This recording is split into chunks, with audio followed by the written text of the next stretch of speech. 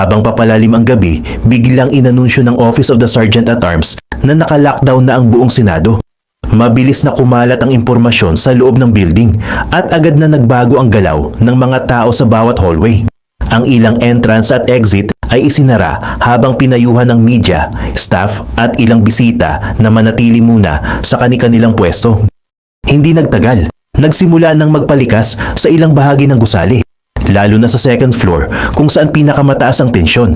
May mga Senate security personnel at armadong tauhan na paulit-ulit na sumisigaw sa media na umatras at bumaba dahil delikado na raw ang sitwasyon. Habang tumatakbo ang mga reporter, dala ang kanilang kamera at kagamitan. Makikita rin ang pagdami ng mga armadong personnel na nakapwesto sa iba't ibang bahagi ng hallway. Kasabay nito, unti-unti ring pinatay ang ilaw sa ilang area ng Senado. Ang dating maliwanag na hallway ay napalitan ng emergency lights at madidilim na sulok. Dahil dito, lalong kumalat ang kaba sa loob ng gusali. May ilang staff na nagkukulong sa opisina habang ang iba naman ay pilit na tumatawag sa kanilang pamilya at kasamahan para magbigay ng update sa nangyayari.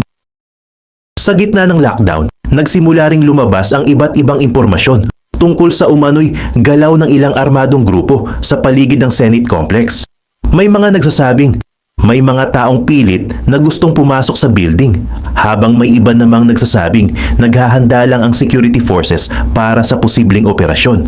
Ngunit dahil walang malinaw na official briefing, lalong dumami ang haka-haka at takot sa loob ng Senado.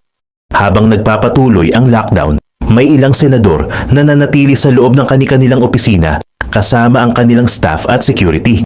Ang iba naman ay nagpulong upang pag-usapan kung ano ang dapat gawin sakaling magkaroon ng aktwal na operasyon sa loob ng Senado. Habang tumatagal, malinaw ng hindi na ordinaryong political issue ang sitwasyon. Ang buong Senado ay tila naghahanda sa isang hindi pa malinaw na mangyayari. Ilang minuto matapos ang lockdown, biglang umugong ang sunod-sunod na gunshot sounds sa second floor ng Senado. Una itong narinig ng mga media personnel at Senate staff na nasa hallway malapit sa bahagi ng building na konektado sa GSIS side. Sa una, hindi pa malinaw kung ano ang nangyayari. Habang nagkakagulo sa hallway, makikita ang mga Marines, Senate Sergeant at Arms, pulis at iba pang armadong personnel na naka-full battle gear habang mabilis na kumikilos sa loob ng gusali. Ang ilan ay nakatutok ang baril sa isang direksyon habang ang iba naman ay sumisigaw sa media at staff na umatras dahil posibleng tamaan ng bala. Habang nagpapatuloy ang kaguluhan, nagsimula ring magpanik ang ilang tao sa labas ng Senado nang makarating sa kanila ang balita tungkol sa putukan. Dumami ang mga pulis at security barriers sa gate habang ang mga supporters ni Ronald De La Rosa ay pilit na kumukuha ng impormasyon tungkol sa nangyayari sa loob. Habang nagpapatuloy ang tensyon sa loob ng Senado, lumabas sa live video si Alan Peter Cayetano upang magbigay ng update tungkol sa sitwasyon. Kita sa kaniyang mukha ang pag-aalala habang kinukumpirma niyang may mga ulat umano tungkol sa mga taong nagtatangkang pumasok sa Senate Complex mula sa bahagi ng GSIS building. Nananawagan po kami sa lahat po ng ating nakikinig ngayon. I'm in the Senate with the other senators. We're having a caucus. Nabalitaan po namin na allegedly may mga taga-NBI na gustong pumasok. Nakita na nagbabarena ng pinto galing ng walls galing dun sa GSIS side. So we have our security here. Papasalamat kami sa PNP, outside and inside meron. Nandito ang Marines, but ito po ang emergency. Nagkaputukan na po. May report ako from the Sergeant at Arms. So NBI is denying na tao nila, pero nagkaputukan na. So we don't know what's happening. Everyone's locked in their rooms now. We cannot go out. We cannot secure our other staff. Senator Bato, Senator are together. Walang sumasagot from the government, from us. This is the Senate of the Philippines. This is the Senate of the Philippines. May putukan na po dito. So sa lahat ng nakikinig, please, DND, DILG, what is happening? NBI, what is happening? Why are we under attack here? Ayon kay Cayetano, may nakita umanong mga tao na nagbabarena ng walls mula sa GSIS side papunta sa Senado. Dahil dito, lalo pang tumaas ang alarma sa loob ng building. Habang nagsasalita siya sa video, maririnig din ang tensyon sa paligid habang patuloy ang paggalaw ng mga armado at security personnel sa hallway ng second floor. Sa gitna ng kanyang pahayag, sinabi rin ni Cayetano na tila under attack umano ang Senado. Ang ilang senador na kasama niya ay mabilis na naghanap ng ligtas na lugar habang ang iba naman ay nanatili sa kani-kanilang opisina kasama ang staff at security detail. May mga opisina na isinara at nilak mula sa loob habang hinihintay ang susunod na mangyayari. Habang kumakalat ang balita tungkol sa umano'y pagtatangkang pagpasok mula sa GSIS side, lalo ring naging magulo ang sitwasyon sa hallway ng Senado. Patuloy na pinapaatras ang media at ilang personnel habang armado ang mga Marines, Senate Security at iba pang law enforcement units na nakapwesto sa iba't ibang bahagi ng gusali. Habang umiinit ang mga ulat tungkol sa putukan at operasyon sa Senado, agad na humarap sa media si NBI Director Melvin Matibag upang ipaalam ang panig ng National Bureau of Investigation. Sa gitna ng lumalaking kontrobersya, diretsahan niyang itinanggi na may operasyon ang National Bureau of Investigation sa loob ng Senate Complex noong gabing iyon. Good evening, sir. Sir, direkta po, ano ang involvement natin sa kumakalat ngayon na malaking eksena sa Senado? Well, unang-una, wala po kaming ahenteng dineploy sa Senado at imposible rin naman po na may makapasok doon dahil naka-lockdown nga po yan. Ang USA ang nagbabantay dyan, may blue guards, may security at sa pagkakaalam ko may mga pumasok pa pong Marine. So, hindi naman po yata kapani-paniwala na makakapasok doon yung mga NBI agent. Pangalawa po, kami po nandito mula pa po nung umaga. Meron po kaming planning. Buong araw po kami nandito. Mula po sa akin hanggang doon sa mga opisyal po namin. Nandito po lahat, accounted po lahat dito sa hotel na ito kung saan po kami nagkaroon ng planning po. Opo, linawin din po natin na meron kayong piyada doon, GSIS. GSIS po. Tama po, sa GSIS, meron pong few agents na pinadala. Upon the request po, maaga pa po yun, ni GM Rick Biloso, may letter nga po yan na pinadala sa amin, para magpatulong lamang po na i-secure po yung area dahil sabi niya medyo magulo. He wants to make sure na secure po yung premises and the personnel po ng GSIS. Ito po yung 4 to 6 person. Mga ganun po. Yun lang po kasi actually, pinasa ko lang po yung instruction sa akin deputy na magpadala lang doon, mag-respond doon sa letter po na pinadala po ni GM Rick Biloso po. Para saan daw po yung inyong presence doon na kanilang request? Para ano daw yung Ano lang po, mag-clearing lang, ituro lang po. Kasi meron doon pong mga exit points and entry points na gusto nilang masara. Tsaka ma-check din po, umakyat sila doon sa may helipad na gusto nila po, wala muna mag-access po. Ano Ganun po po yan. natin kay Senator Bato de la Rosa regarding the ICC warrant? Well, malinaw naman po, may instruction po sa amin ng Presidente na hindi po kami gagalawang at hindi po malinaw kung ano po yung nangyayari rin doon po sa Korte Suprema. So wala po tayong mangyayaring arestuhan ngayon hanggang bukas? Wala po. Lalo na po sa nangyari ngayon. Medyo imposible na po tayo mag-isip na mag-aresto po tayo. Ano po. So ano po yung go signal po? Kanina po yung go signal na inaantay? Well, may interagency collaborations po kami dyan. DOJ, PCTC, DFA, Office of the President, so PNP. So kasama po lahat. Tinawag natin, wala pa talaga, wala pa po. Wala po. Despite na walang TRO issue po ang ating pong Korte Suprema. Director, i-clear lang po natin yung nangyari dun sa Senate last time. Ano po ba yung coordination dapat ng KBI? Sino po ang kailangan o kanino dapat makapag-coordinate ang KBI sa Senate leadership ba o Sergeant at Arms? Sa USA po, kami nag-coordinate. So sa Sergeant at Arms, may coordination po. Pagdating naman po sa bagong balita lang ngayon ni Senator Aimee, na meron daw di umano na naarestong NBI employee. Meron pa siya na-mention na si Attorney Velodiano something. Meron po ba tayong impormasyon nakuha ng gano'n? Wala po, alam ko po sa ngayon, accounted lahat po ang amin pong mga NBI agents. Ano po? Ang pinakamalapit po na narating ng mga NBI today is doon lang po sa GSIS. Upon coordination at mababalidate naman po natin yan kay GM Biloso po.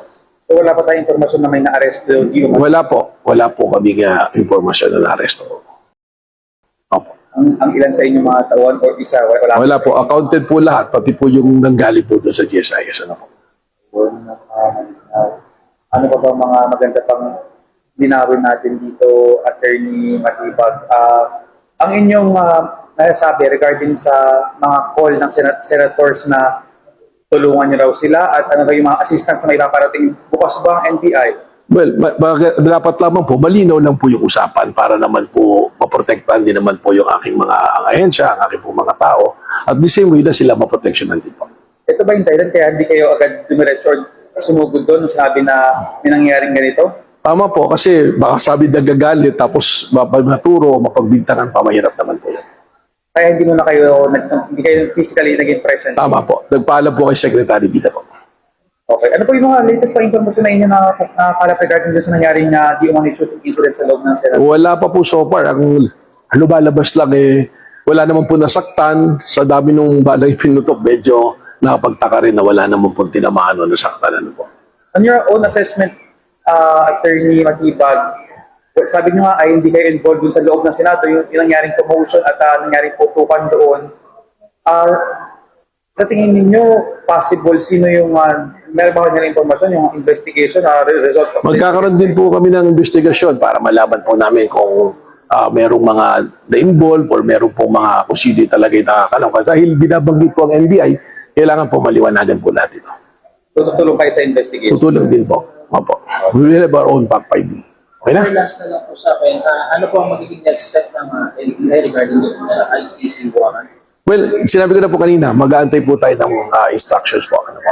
Ayon kay Matibag, wala ni isang NBI operative sa Senado nang mangyari ang kaguluhan. Ipinaliwanag niyang nasa Sequoia Hotel lamang sila kasama ang mga regional directors at officers para sa isang fellowship at planning session. Upang patunayan ito, ipinakita pa niya ang paligid ng hotel habang ini-interview siya ng media. Nilinaw din niya na mayroon silang napagkasunduan ni Senate President Alan Peter Cayetano na naka-stand down muna sila habang wala pang malinaw na koordinasyon sa ibang ahensya. Ayon sa kanya, wala silang utos na pumasok sa Senado at lalong wala silang operasyon para arestuhin si Ronald De La Rosa noong gabing iyon. Kasabay nito, ipinaliwanag din ni Matibag ang napaulat na tensyon sa tawag nila ng mga Cayetano. Ayon sa kanya, tumawag sila ni Cayetano at sinasabing may mga nagpapaputok sa Senado na akala nila ay mga tauhan ng National Bureau of Investigation. Ngunit paulit-ulit niyang sinabi na wala silang tao roon. Narinig din niya si Senator Pia Cayetano na sumisigaw sa background at hinihikayat silang alamin kung sino talaga ang nasa likod ng putukan. Dahil dito, nagsimula agad ang iba't ibang haka-haka kung sino ang mga ito at kung anong grupo ang kanilang kinabibilangan. May ilang nagsasabing posibleng law enforcement operatives ang mga ito, habang may iba namang naniniwalang bahagi sila ng private security o augmentation units na ipinadala para tumulong sa seguridad ng Senado. Ayon sa ipinos ni Attorney Reyes Del Rosario, ang punto niya ay may posibilidad umano na hindi aksidente o ordinaryong gulo lang ang nangyaring putukan sa loob o paligid ng Senado. Sa kaniyang pananaw, maaaring may grupo raw na sinadyang gumawa ng kaguluhan para malihis ang atensyon ng mga tao at security personnel habang nakatakas na pala si Senador Bato de la Rosa. Ibig sabihin, habang nakatutok ang lahat sa tensyon at putukan, posible umanong nagamit ang pagkakataon para mailabas o maitago ang senador nang hindi agad napapansin. Din niya na wala pa raw malinaw na ebidensya tulad ng recent video o larawan na nagpapatunay na nasa loob pa talaga ng Senado si Senator Bato matapos ang insidente. Kaya para sa kanya, posibleng nakaalis na ito bago pa tuluyang masecure ang Senado. Gayunpaman, mahalagang tandaan na ito ay personal na opinion at hinala lamang ni Attorney base sa kanyang interpretasyon ng mga nangyari. May paputok na naman, then we smelled, and then I was already watching TV, hindi ko na ma-contact, and then tumawag yung usaan na, sir, confirm na may shooter, hanggang dun lang.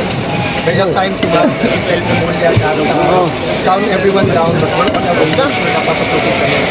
So we agreed on a objective, comprehensive investigation. I expressed to the President, who was a senator before he became President, Sec. Remulla that, of course, the safety of my colleagues is very important, but integrity din ng Senado. The building is more than a building. In fact, it's not even our building, it's GSIS, but it represents the democracy of our country. So I'd like to thank you, kayo din sa media. No? I know you were also confused, but you decided to stay. So in the next few days lang, make sure lang na hindi tayo ma-infiltrate until we get to the bottom of this. No? So the OSAA and the PNP under the direction of myself and Sec. Remulla is now going floor by floor, and we'll do the same sa kabilang building. We won't say any more operational details, but we will try to make sure na safe. I'll be here tomorrow. That's if I go home tonight. No? I'll be here and we'll brief you further. No? We'll stop there. Pasensya na po kayo, we'll stop muna sa details. Mahirap po na iba-ibang magpa-interview. So I'm directing the staff not to tell a lie, not to tell the whole truth, and to make sure that we cooperate with the PNP in their investigation. But who are these armed men and where are they now? We still have to determine through CCTV in their investigation. Who are the shooters and how many, sir? How many shooters, sir? How many? We still have to determine through CCTV footage kung ilan talaga sila. So, we cannot answer that with any detail. Sir, pero Usaa kayo una nagpaputok. Sir, Paano Usaa. po nakapasok? Sir, Usaa yung una nagpaputok, warning shot. Warning shot, sa atin mo warning shot, and in their retreat, they started firing into the air. That's as far as we know, okay? That is not conclusive. We still have to review the footages. We'll stop at the word suspect kasi pag nilabel namin yun, meron ng conclusion na rin.